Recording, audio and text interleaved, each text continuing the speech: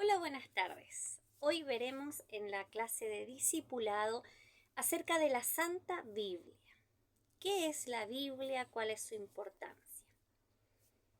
Todos conocemos que la Biblia es la palabra de Dios y es la forma principal en la que Dios se comunica con sus hijos. No es la única. Si leemos en la Biblia vamos a ver que Él siempre se comunicó con sus hijos y con su pueblo, ya sea a través de los profetas, a través de ángeles, de una voz audible, etc. Pero la Biblia es la forma principal en la que Dios se comunica. Es inspirada por Él. Así dice 2 de Timoteo, capítulo 3, versículo 16. Y es súper útil, o sea, aparte de ser inspirada por Dios, es útil para enseñar, para corregir, para redarguir y para instruir en justicia. ¿Por qué dice que es útil para redarguir? Porque es útil para llamar la atención, para reprender, para contraargumentar, ¿ya? Porque cuando venimos a Cristo venimos con nuestra propia manera de pensar y creemos que las cosas que son malas están bien, y ahí es donde el Señor nos dice, no, esto es así. La palabra inspirada viene de una palabra griega que se escribe Theopneustos,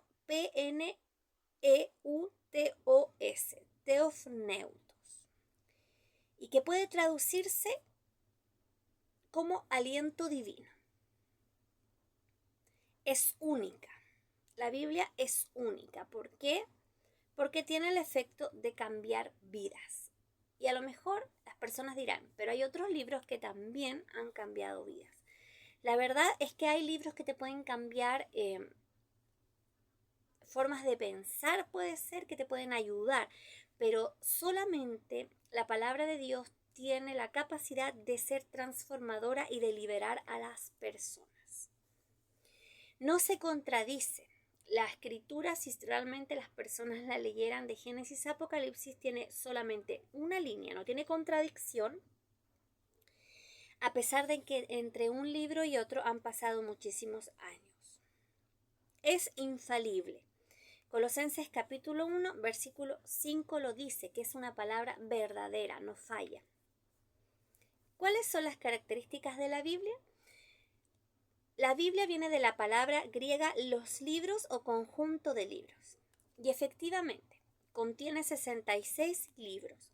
39 pertenecen al llamado Antiguo Testamento y 27 al Nuevo Testamento. Estos 39 del Antiguo fueron escritos en el idioma original hebreo y solo algunos capítulos en arameo. El Nuevo Testamento fue escrito en griego, que era el idioma universal de ese tiempo, como lo es en la actualidad, por ejemplo, el inglés.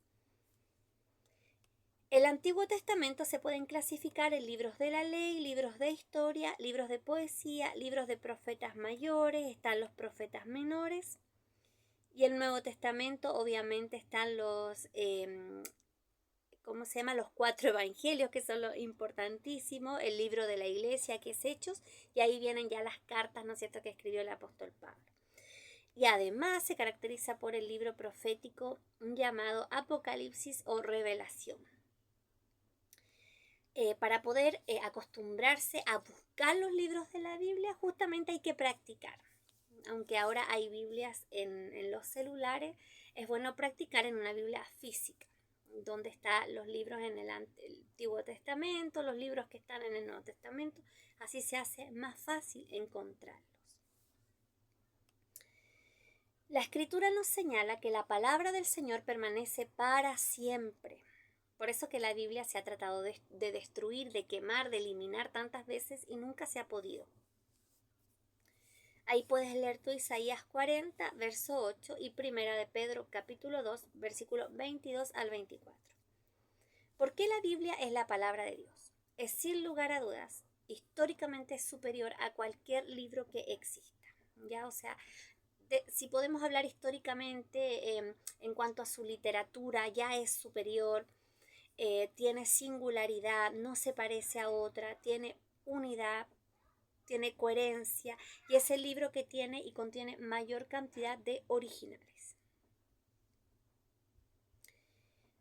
De hecho, para ver más detalles históricos y científicos de la existencia, ¿no es cierto?, de la Biblia y de cómo este libro realmente es particular y no se parece a ningún otro, hay una película en YouTube cristiana muy buena que es basada en hechos reales. Se llama El caso de Cristo y siempre la recomiendo porque ahí salen buenas bases científicas para que nosotros podamos reafirmar que no estamos frente a cualquier libro y que es la palabra de Dios. Con respecto a la unidad, debemos entender que desde que se escribió Génesis al último libro, que es Apocalipsis, pasó un periodo de 1500 años. Estos 66 libros fueron escritos por 40 autores completamente diferentes. Vivieron en épocas diferentes, la mayoría tenían educación diferente, algunos eran pobres, otros eran ricos, y aún así todos hablaron de lo mismo, aún así la Biblia mantiene su coherencia. ¿Y de qué hablaron? De una sola línea, la obra salvadora de Cristo. Evidencias científicas hay muchas. La Biblia no es un libro de ciencia, pero lo que habla de ciencia es completamente veraz y comprobable. Por ejemplo, el libro de Job, que es el libro más antiguo de la Biblia, ya nos hablaba de la Tierra suspendida sobre la galaxia. En Job 36 ya se hablaba del ciclo hidrológico. O sea, estamos hablando de descubrimientos que recién fueron en nuestro siglo y que ya la Biblia se relataba del ciclo hidrológico del agua. ¡Qué tremendo! En el libro de Jonás sale que habían cordilleras y montañas en el fondo del mar, y eso no se descubrió hasta hace tanto tiempo. Y en Génesis capítulo 2, por ejemplo, sale que el ser humano fue hecho del polvo de la tierra y efectivamente se encontraron que nuestro cuerpo está conformado de elementos o partículas propias de la tierra. Entonces, aunque no es un libro científico, hay muchos hechos que son absolutamente veraces. Pero ahora, veamos, ¿para qué sirve la Biblia y cuál es el propósito de ella? La Biblia en Josué, capítulo 1, versículo 8, dice que es necesario meditarla. La Biblia no solo se estudia, no solo se escucha, no solo se lee.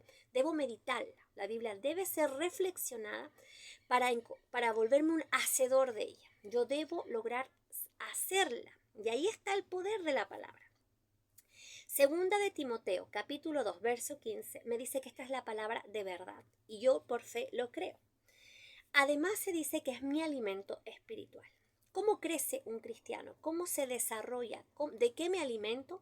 De toda palabra que sale de la boca de Dios. Es nuestro alimento.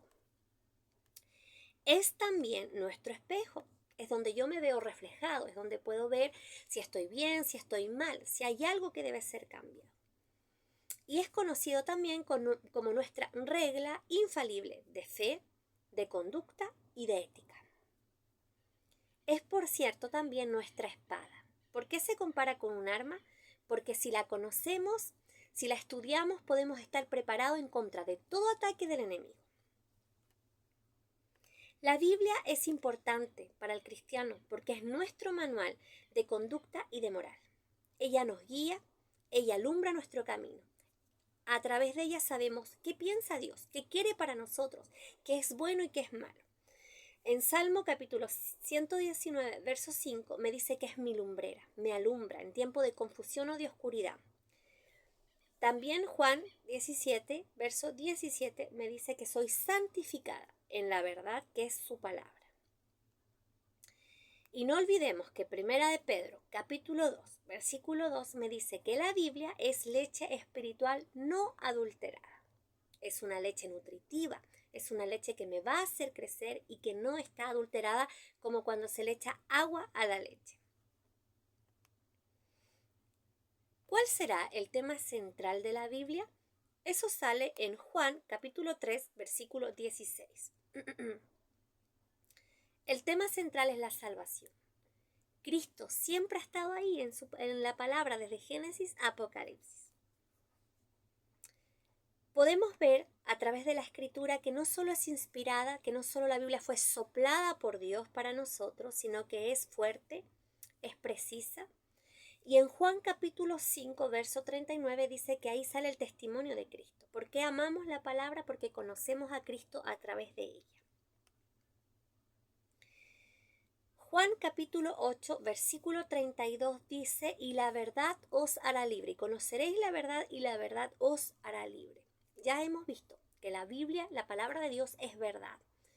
Y por lo tanto ella nos hará libre. Que el Señor te bendiga.